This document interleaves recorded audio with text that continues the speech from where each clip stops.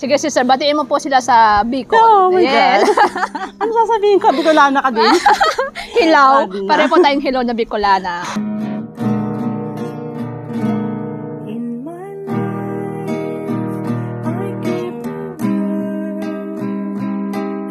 Hello mga kabokshot! Welcome po muli sa ating panibagong episode ng ating programang My Vocation is Love. May bago naman po tayo makakwentuhan. Again, si Sister Demetria Savio. Sister, batiin niyo muna po ang ating mga kabokshot. Hello mga kabokshot! Welcome dito sa aming, channel.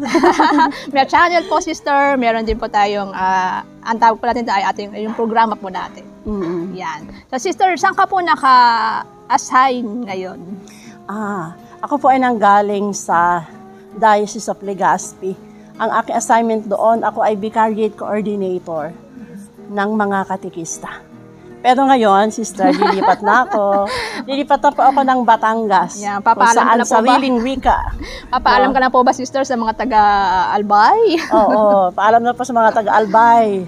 No? Diyos ang magbalos.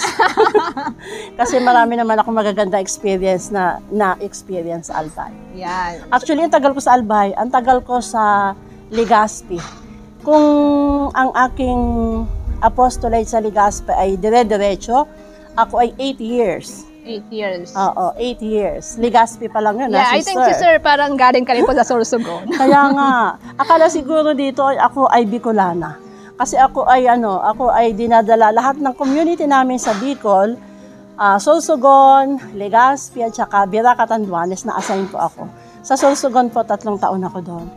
Sa Catanduanes, 1 year. Sige, sister, batiin mo po sila sa Bicol. Oh my God. Ano sasabihin ko? Bicolana ka din? Hilaw. Pare po tayong hilaw na Bicolana. Diyos malahay na aldaw, mga kabokchat dyan sa Bicol region. Marami tayong friends sa Bicol. Sana nanonood kayo sa aming programa.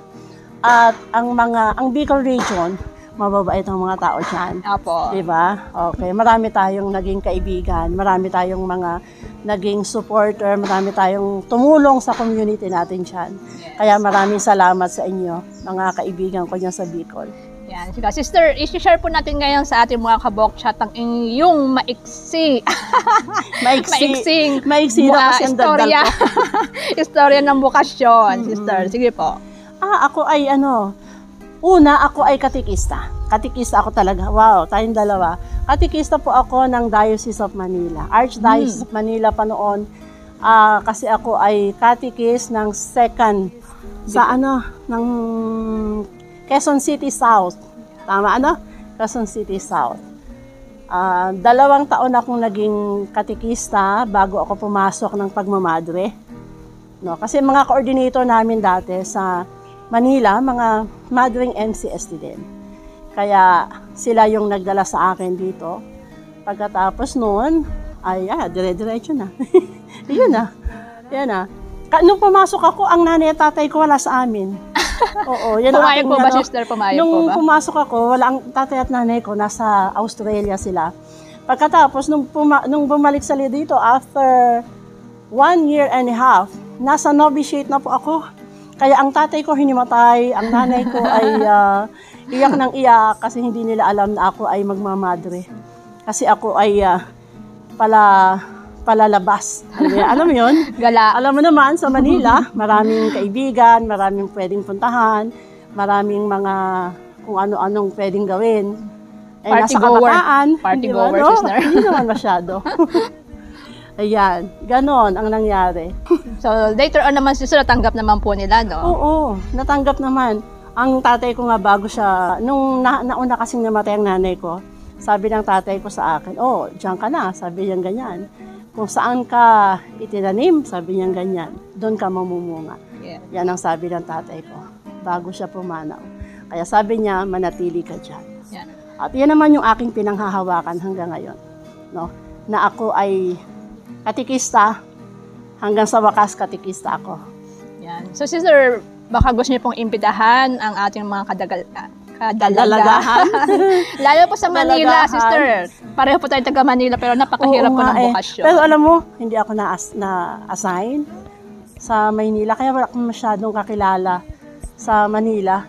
Pero siguro sa ibang dako ng mga apostolate na pinuntahan ko, pwede. No? Sa Bicol, maraming, kaya lang mga kadalagahan nag-iisip pa. Sana yung maraming pagdasal natin, maraming kabataan ang pumasok sa ganitong bukasyon. Alam naman natin ang mga pangangailangan ng misyon. Kaya, yung mga nag-iisip-isip dyan, no? Lalo na yung mga kadalagahan na may nararamdaman. Alam ko nararamdaman ninyo yan. Kaya wag ninyong pigilan ang inyong sarili, no?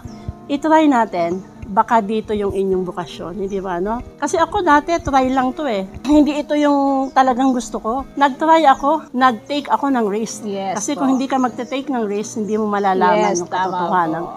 Inilaan sa'yo ng Diyos. Kailangan nating Yes. magsugal ng ating sarili, no? Kailangan meron tayong ang tawag dito, Lakas ng loob. lakas ng loob, Yeah. sister. Kagaya ng ginawa natin. Sabi naman po, sister, di ba, there's no harm in trying. Oo, lagi tayong magta-try. Kung hindi sa atin, may ibang plano ang Diyos sa atin.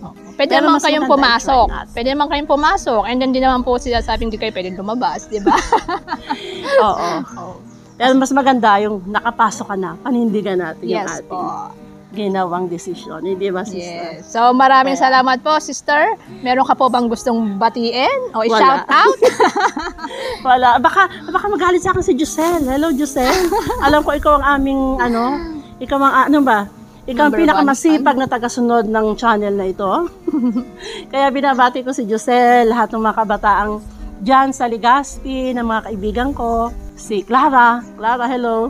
So, maraming salamat po ulit, sister, sa paunlak na Okay. kwentuhan natin ngayon. Okay, salamat din, sister. At So- maraming salamat sa iyong patuloy na ginagawa para sa channel na ito. Thank you very much. Sige po. Hanggang sa muli po, ito po ang ating programang My Vocation is Love. #, ang aking awit ay Pag-ibig. pag-ibig.